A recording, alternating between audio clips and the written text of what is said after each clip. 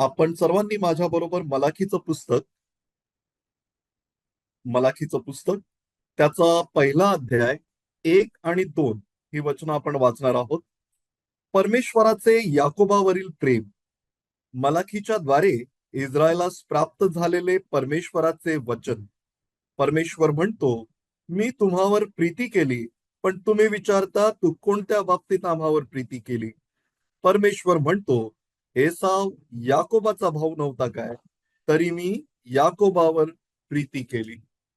ही वचनं काल वाचत असताना आणि या वचनामधून काही गोष्टी पाहत असताना परमेश्वराने ज्या गोष्टी मला सुचवलेल्या आहेत, परमेश्वराने जो विचार मला सुचवलेला आहे, आज मी तो तुमच्या समोर मांडत आहे.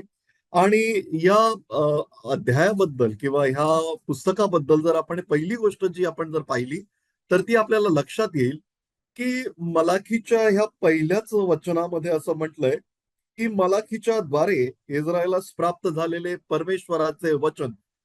इथे या संदेशाबद्दल कोणत्याही प्रकारची माहिती, या संदेशाबद्दल कोणत्याही प्रकारचं त्याचं उगम तो कोण आहे, कुठला आहे, काहीच लिहिलेलं नाही. इथे परमेश्वराचं वचन आणि परमेश्वराचं बोलणं हे खूप महत्वाचं आहे. कारण जर परमेश्वराला सांगायचं असतं की हा मनुष्य महत्वाचा आहे, संदेश महत्वाचा आहे, तर तसं सांगितलं असतं. पण नाही.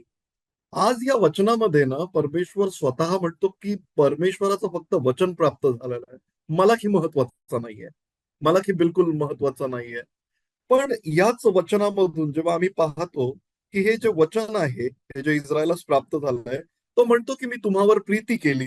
तो म्हणतो तुम्ही विचारता तू कोणत्या बाबतीत आम्हावर प्रीती केली. हा देवाचा क्रोध नाही प्रियांनो, हा देवाचा राग नाहीये.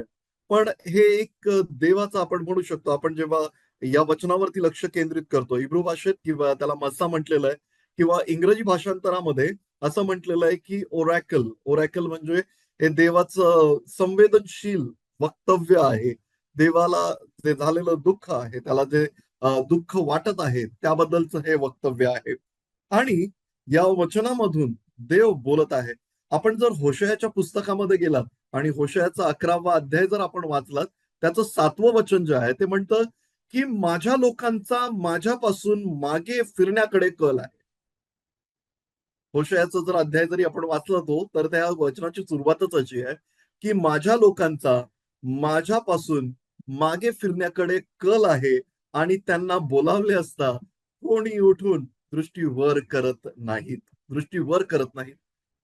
परमेश्वराच्या मनामध्ये किंवा आपण त्या बाबतीत जर परमेश्वराकडे पाहिलं तर आपल्याला लक्षात येईल हा खूप कळवळीचा असं हे वचन आहे. खूप कळवळ्यानं बोललेलं परमेश्वराचं वचन आहे. हा तिथे तुम्हाला उत्तर मागत नाहीये. हा तिथे परमेश्वर तुम्हाला काही अ, अशी गोष्ट विचारत नाहीये. तो फक्त सांगतोय की मी तुम्हावर प्रीती केली, पण तुम्ही विचारता तू कोणत्या बाबतीत आम्हावर प्रीती केली. प्रियानो, मलाखीनंतर यानंतर परमेश्वर जवळजवळ 400 वर्ष पुन्हा एकदा बोललेला नाहीये. हा सायलेंट पिरियड आपण एक परमेश्वराचा पाहतो इथे.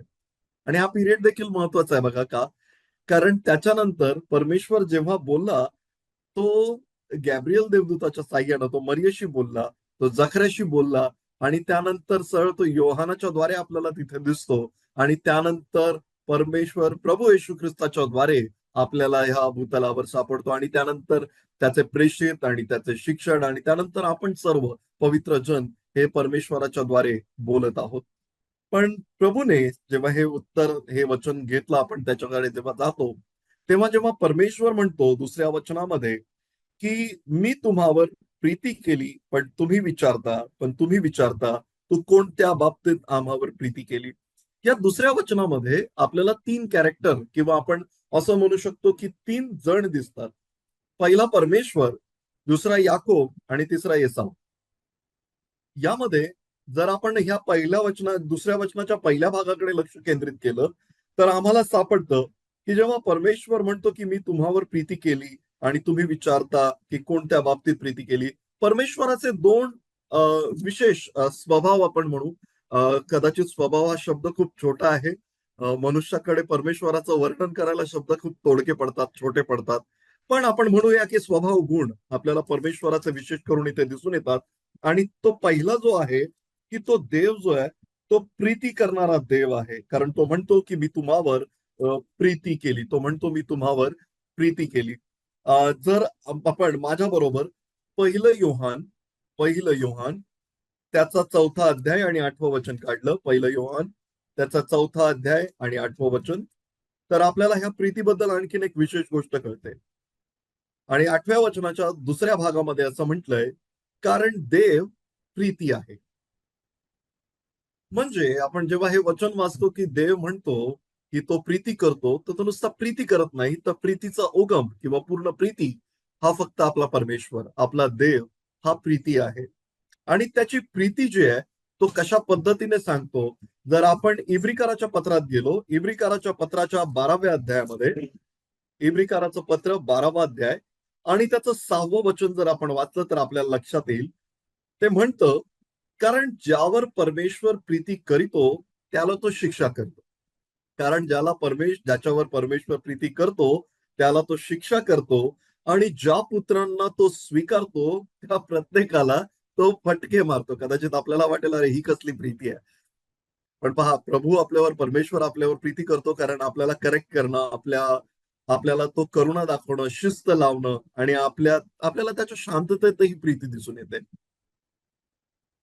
तो प्रत्येक ठिकाणी, प्रत्येक वेळी आपल्यावरती त्याची प्रीती, आपल्यावरती त्याचं जे प्रेम आहे, तो प्रत्येक वेळी तो दाखवतो. आणि तो प्रीती करणारा देवच नाही, तर देव स्वतः प्रीती आहे, हे आपल्याला सापडतं. प्रभू येशू ख्रिस्ताची आज्ञा जेव्हा आपण पाहतो, तो म्हणतो की एकमेकांवर प्रीती करा, हे स्वतःवर तसंच शेजाऱ्यांवर देखील तुम्ही प्रीती करावी. प्रभूची आज्ञा देखील आपल्याला हेच सांगते की प्रीती करा, आणि आपल्या प्रभू येशू ख्रिस्तानं आपल्या सर्वांवर प्रीती केलेली आहे. त्याचबरोबर जेव्हा आपण या प्रीतीकडे बघतो, त्याचबरोबर आपल्याला आणखीन एक देवाचा स्वभाव गुण आपल्याला इथे लक्षात येतो. तो म्हणजे की तो जो ईर्षावान देव आहे. तो जो देव आहे तो ईर्षावान देव आहे. निर्गमाच्या पुस्तकामध्ये जर आपण गेलो तर ती जी निर्गम 34 आणि 14 मध्ये जर आपण गेलो, वचनामध्ये परमेश्वर म्हणतो, कारण तुला दुसऱ्या कोणत्याही देवाला नमन करावयाचे नाही, कारण ज्याचे नाव ईर्षावान आहे तो परमेश्वर ईर्षावान देव आहे. मी सोडून तुला कोणी देवच नसावा, मी सोडून तू कुणावर प्रीती करू नये, मी सोडून तू कुणाला नमन करू नये. आणि असा हा आपला देव आपल्याला सापडतो. यहोशवाच्या पुस्तकात तर तो आपल्याला भस्म करणारा देव आहे असं ते दिसतं. त्याचा क्रोध भयानक आहे, कारण तो ईर्षावान देव आहे. पण त्याने आपल्याला भस्म केलं नाही, त्याने आपल्याला त्या भस्म करण्यापासून वाचवलं, कारण तो आपल्यावर प्रीती करतो. आपल्या परमेश्वराला आपल्यापासून एक गोष्ट जी दिसते आणि ते आहे, ती त्याला वाटते की तुम्हाला फक्त तोच देव असावा, इतर कोणीही देव नसावा, तुम्ही कोणालाच नमन करू नये. ही प्रीती आहे. ही त्याची प्रीती जेव्हा आपण पाहतो तेव्हा आपल्याला समजून येतं की ही प्रीती साधी सुधी प्रीती नाहीये. ही एका ईर्षावान देवाची प्रीती आहे. ही एका अशा देवाची प्रीती आहे ज्याला भस्म करणं सहज शक्य आहे, पण तो तुम्हाला आम्हाला भस्म करत नाही, तर तुमच्या आमच्यावर तो प्रीती करतो. आणि तो गाढ प्रीती करतो, शिस्त लावण्याजोगी प्रीती करतो, तो करुणेची प्रीती करतो. आणि या सर्व प्रीतीमध्ये तो आपल्याला सगळं काही पूर्णपणे देतो. त्याच्या प्रीतीला सीमा नाही. त्याच्या प्रीतीला कुठेही सीमा नाही, अडथळा नाही, लिमिटेशन्स नाही आहेत. तो पूर्णपणे प्रीती करतो. पण ह्याच प्रश्नामध्ये तो म्हणतो की ते जे इस्रायली आहेत त्याला विचारतात की तू कोणत्या बाबतीत आम्हावर प्रीती केली, तू कोणत्या बाबतीत आम्हावर प्रीती केली, असं ते विचारतात. या देवाला, जो देव आपल्यावर एवढी गाढ प्रीती करतो, त्याला हा प्रश्न विचारणं खरंच काय त्या लोकांच्या मनात असेल कळत नाही. पण जेव्हा मलाखीच्या या पुस्तकामध्ये आपण पाहतो तर हा देव दुखावलेला आपल्याला दिसेल. प्रियांनो, असा देव जो प्रीती करतो, असा देव जो ईर्ष्यावान देव आहे, या देवाला हा जो प्रश्न आहे की तो कोणत्या बाबतीत आमच्यावर प्रीती करतो, हे देवाचे दुखावलेले उद्गार आहेत. हे देवाचं दुखावलेलं असं वचन आहे. आणि याच मध्ये आपण जेव्हा पाहतो की ही जी लोक आहेत, जे बोलणार आहेत की तू कोणत्या बाबतीत आम्हावर प्रीती केली, इथे देवाची आज्ञा नाहीये प्रियानो. इथे देवाचं विश्वासणाऱ्यांना काही इथे कुठल्या प्रकारचं आवाहन केलेलं नाहीये. पण हा एका नात्याचा ठाम दावा आहे. तो म्हणतो की तुम्ही माझ्यावर प्रीती केली. पण बघा, इस्रायलांचा प्रश्न जेव्हा आपण पाहतो, तिथे कुठे बंड नाहीये. तिथे कुठे रिबेलियन नेचर दिसत नाही इस्रायलाचं. पण इस्रायल जे बोलतो किंवा इस्रायल जे सांगत आहे ते अशा पद्धतीने बोलतो की त्यांना प्रीती कळतच नाहीये, त्यांना प्रीती ती समजूनच येत नाहीये. माझ्या बरोबर जर आपण रोमकाराचं पत्र त्याचा 2रा अध्याय आणि त्याचं 4थं वचन काढलं, रोमकाराचं पत्र 2रा अध्याय आणि त्याचं 4थं वचन, ते म्हणतं किंवा देवाची ममता तुला पश्चातापाकडे नेणारी आहे हे न समजून तू त्याची ममता, क्षमा व सहनशीलता याच्या विपुलतेचा अनादर करतोस काय? अनादर करतोस काय? इस्रायलाचं जे वागणं होतं या प्रकारचा एक अनादर होता. त्यांना देवाची ममता, देवाची सहनशीलता, त्याची क्षमा, त्याचं जे पश्चातापाकडे त्याचं नेणं न वाटून, तर त्यांना ते देवाच्या ह्या सर्व गोष्टींचा त्यांनी अनादर केला आणि त्या अनादरतेमधून, त्या देवाच्या अनादरतेमधून त्यांनी हा हा जो त्यांचा प्रश्न आहे तो केलेला आपल्याला तिथे दिसतो. आणि किती गंभीर गोष्ट आहे ही प्रियांनो, की जो इस्रायल, जे देवानं निवडलेलं राष्ट्र, ज्या राष्ट्रावर देवानं प्रीती केली, ज्या राष्ट्राविषयी देव खूप ईर्ष्यावान आहे, अशाच राष्ट्रानं देवाच्या बाबतीत त्याच्याकडे या अशा पद्धतीचे उद्गार काढावेत आणि त्याला म्हणावं की तू कोणत्या बाबतीत आम्हावर प्रीती करतो. पण याच बरोबर देव पुढे म्हणतो, परमेश्वर म्हणतो, की येसाव याकोबाचा भाऊ नव्हता काय? येसाव जो आहे तो याकोबाचा भाऊ नव्हता काय? तरी बी याकोबावर प्रीती केली प्रियानो, असं देव म्हणतो. इथे भांडण नाहीये, इथे देवाचं भांडण नाहीये, पण इथे देव त्यांना किंवा एखाद्या या भांडणामध्ये त्याला जिंकायचंय म्हणून असले हे वचन देखील नाहीये. देव त्यांना अगदी स्पष्टपणे, अगदी सरळपणे जी गोष्ट सांगत आहे ती ही, की हा जो येसाव याकोबाचा भाऊ नव्हता काय? तरी पण मी येसावावर नव्हे तर याकोबावर प्रीती केली. याकोबावर प्रीती करणं हे कसं होतं, किंवा हे 2 जे कॅरेक्टर्स आहेत, आपण जे मगाशी म्हटलं, की ह्या वचनामध्ये 3 जण आहेत. एक परमेश्वर, एक जो येसाव आणि याकोब. जर आपण परमेश्वराकडे पाहिलं, तो प्रीती करणारा ईर्ष्यावान देव आपण पाहिला. पण हा येसाव कसा होता किंवा हा याकोब कसा होता, हा आरसा परमेश्वर त्यांना दाखवत आहे. आणि त्याच्यामध्ये आपण जर येसावाकडे पाहिलं, जर आपण माझ्या बरोबर आपण इब्रिकाराचं पत्र जर त्याचा 12वा अध्याय आणि 16वं वचन काढलं, इब्रिकारास पत्र त्याचा 12वा अध्याय आणि त्याचं 16वं वचन, त्या वचनाचा शेवटचा भाग मी आपल्या करता वाचत आहे. आणि जर आपण सुरुवातीपासून वाचलं तरी आपल्या चांगल्या प्रकारे लक्षात येईल, की देवाच्या कृपेला कोणी उणे पडू नये, ज्यामुळे पुष्कळ जण बिघडून जातील असे कोणतेही कडूपणाचे मूळ अंकुरित होऊन उपद्रव होऊ नये, कोणी जारकर्मी होऊ नये. आणि अगदी शेवटचं हे भाग जो आहे तो खूप महत्वाचा आहे, की ज्याने एका जेवणासाठी आपले ज्येष्ठपण विकले, त्या येसावासारखे कोणी ऐहिक बुद्धीचे होऊ नये, म्हणून याकडे लक्ष द्या. परमेश्वराची वॉर्निंग आहे. आणि इथे परमेश्वर काय म्हणतो, की या एसावाबद्दल बोललेला आहे परमेश्वर, आणि तो म्हणतो की हा जो एसाव आहे याच्यावरती मी प्रीती केली नाही. पण ती का केली नाही बरं? जन्माधिकारानं एसाव ज्येष्ठ होता, ज्येष्ठत्वाचा अधिकार त्याला होता. एसावानं परमेश्वराविरुद्ध काही बंड केलं नाही. एसाव देवावर कधी रागवला नव्हता, देवाशी भांडला नाही. पण त्याने काय केलं, तर त्याने असं वचन आपल्याला सांगताय, की त्याने ऐहिक बुद्धीचं होऊन आपलं ज्येष्ठपण विकून टाकलं. इथे ज्येष्ठपणाचा अर्थ किंवा इथे ज्येष्ठपण आपण अशा पद्धतीने घेऊ, की परमेश्वरानं जे दिलेलं कृपादान आहे, परमेश्वरानं जो दिलेला अधिकार आहे, त्यानं प्रीतीनं दिलेलं जे दान आहे, ते आपण विकून टाकलं. आणि ते कशासाठी? तर तिथे आपल्याला तो शास्त्र भाग ठाऊक आहे. आपण उत्पत्तीमध्ये जेव्हा जाऊ तेव्हा आपल्याला कळतं, की उत्पत्तीच्या 25व्या अध्यायामध्ये आपण पाहतो, की येसावाने ते फक्त मसुरीच्या त्या एका वर्णासाठी त्याला भूक लागली होती म्हणून ऐहिक इच्छेसाठी त्याने हे सर्व ज्येष्ठत्वाचा हक्क विकून टाकला. परमेश्वराचा कृपा, परमेश्वराची प्रीती त्याने तिथे तुच्छ लेखली आणि ही येसावाची चूक होती. परमेश्वराच्या प्रीतीला तुच्छ लेखणं, परमेश्वरानं दिलेल्या ज्येष्ठत्वाच्या अधिकाराला तुच्छ लेखणं, ही एसावाची चूक होती, जेणेकरून आपण पाहतो की एसावानं काही वाईट केलं नव्हतं. तो देवावर कधी रागवला नाही. त्याने देवाबद्दल काही तो वाईट बोलला नाही. पण ह्या एका गोष्टी कारणानं आपल्याला एक गोष्ट समजते की त्याने जबाबदारीच नाकारली देवाची. त्याने देवाला दूर केलं आणि एसावानं देवाला सोडलं नाही, पण त्याला धरून राहण्यासाठी देखील त्याने काही प्रयत्न केले नाही. परमेश्वराला धरून राहणं हे एसावाला जमलंच नाही.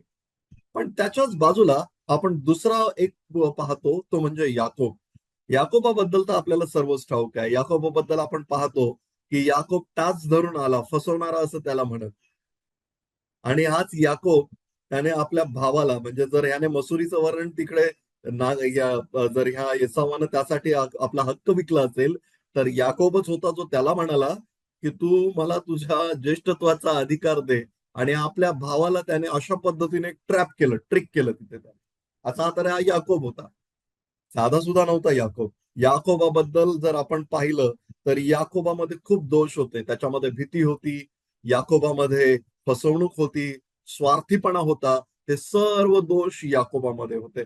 आणि याकोबामध्येच नाही तर आपल्या प्रत्येकामध्ये काही ना काहीतरी दोष आहेतच.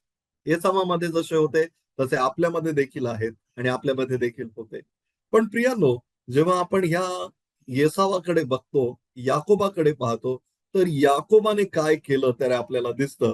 याकोब जर आपल्याला 32व्या अध्यायामध्ये उत्पत्तीच्या जर आपण गेलो, तर 32वा अध्याय 26व्या वचनामध्ये त्याची जी झोंबी झालेली आहे, त्या देवाला तो म्हणतो, की देव म्हणतो, की मग तो म्हणाला, "पाठ होत आहे, मला जाऊ दे."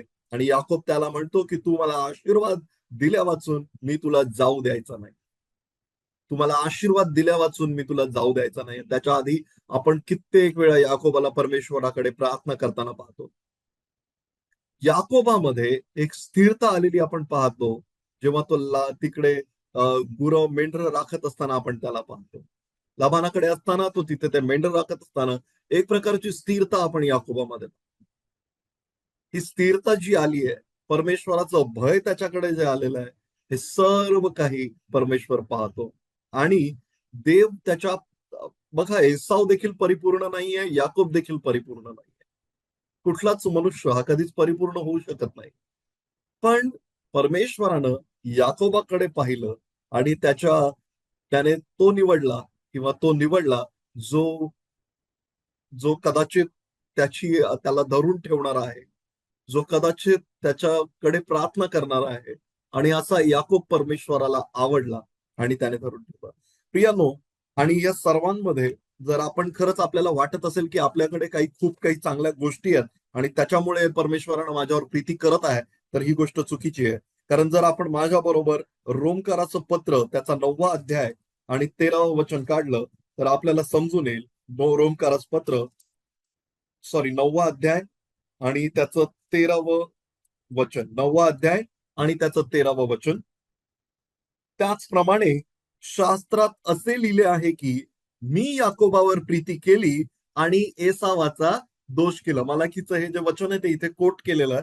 आणि त्याच्याबरोबर मी आपल्यासाठी 15वं आणि 16वं वचन देखील 9व्या अध्यायाचं वाचत आहे. रोम 9, 15 आणि 16.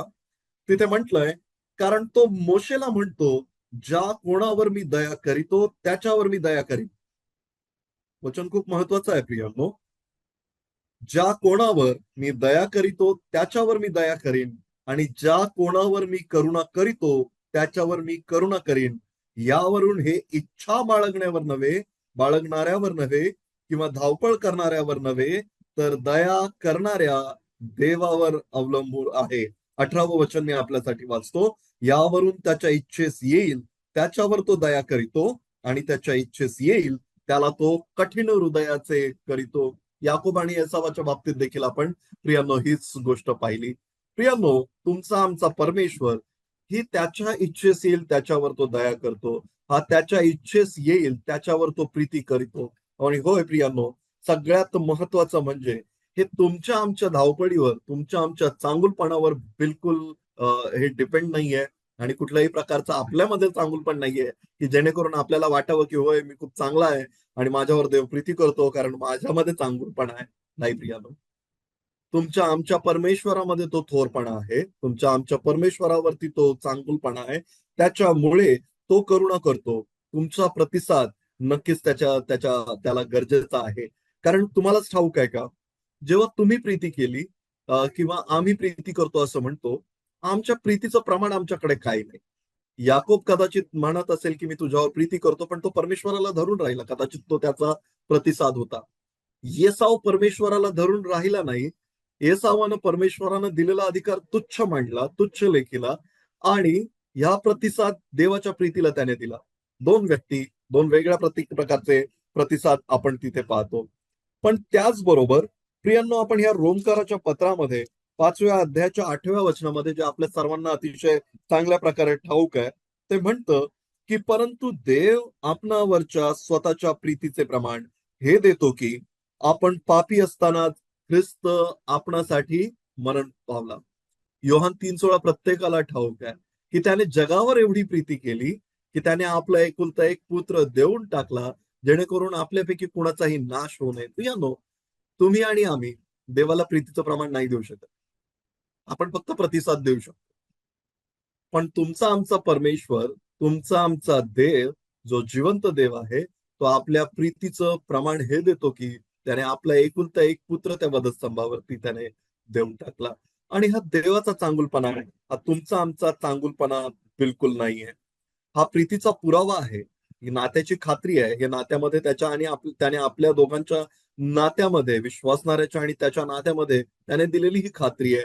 त्याने त्याची विश्वासार्हता सिद्ध केलेली आहे. आपण अजूनपर्यंत आपली विश्वासार्हता त्या प्रभूवरती विश्वास ठेवून सिद्ध केली आहे. त्याला प्रतिसाद दिलेला आहे.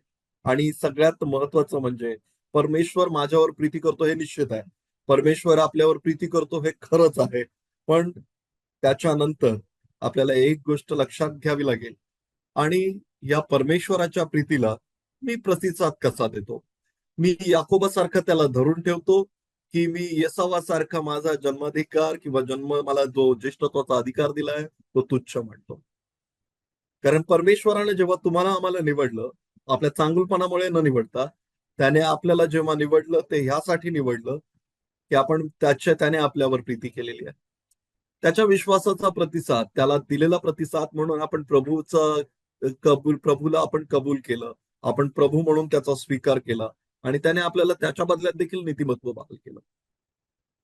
तो देणं कधी थांबवत नाही. तो देणं कधी सोडत नाही. तो त्याच्या प्रीतीचं प्रमाण नेहमी देत राहतो. तो त्याची प्रीती नेहमी आपल्यावर दाखवत राहतो. आपला प्रतिसाद काय? आपला प्रतिसाद त्याच्यासाठी काय आहे? हे सर्वात महत्वाचा विषय आहे. प्रियांनो, आपण जेव्हा प्रकटीकरणाच्या 2ऱ्या अध्यायाच्या 4थ्या वचनात जातो, तिथे परमेश्वर म्हणतो, की तू आपली पहिली प्रीती सोडली, याविषयी तुला दोष देणे मला प्राप्त आहे. पहिली प्रीती सोडली याबाबत तुला दोष देणं मला प्राप्त आहे. मला वाटतं आपल्या परमेश्वराला आपण धरून ठेवलं आणि धरून ठेवणं हे खूप गरजेचं आहे. इस्रायलाची अडचण ही नव्हती, की इस्रायलाला प्रीती नव्हती, पण इस्रायलानं आपली पहिली प्रीती नेहमी सोडली. इस्रायलीची पहिली प्रीती नेहमी परमेश्वर असायला होता आणि नेहमी तर पहिला त्याला सोडलं. शास्त्रेच्या पुस्तकामध्ये देखील आपण पाहतो, प्रत्येक वेळी आपण पाहतो की इस्रायलानं त्याला नाकारलं. इस्रायलानं त्याला नाकारलं. इस्रायल नेहमी त्याच्या विरुद्ध वागला. पण तरी देखील परमेश्वरानं प्रीती करणं सोडलं नाही आणि तो प्रीती कधी करणं सोडू शकत नाही. प्रियानो, आज या मननाच्या सत्रामध्ये आपण इथे थांबत असताना इथे आपण ह्या विषयावर पुन्हा एकदा विचार करू.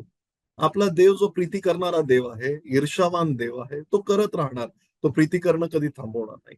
पण मी एक विश्वासणारा म्हणून मी याकोबासारखा त्याला धरून राहतो, की मी येसावासारखा माझ्या ज्येष्ठत्वाचा, याजकपणाचा, अभिषिक्तपणाचा अधिकार तुच्छ लेखतो. आणि ह्याविषयी आपण आज नक्कीच विचार किंवा या बाबतीत आपण मनन करूया.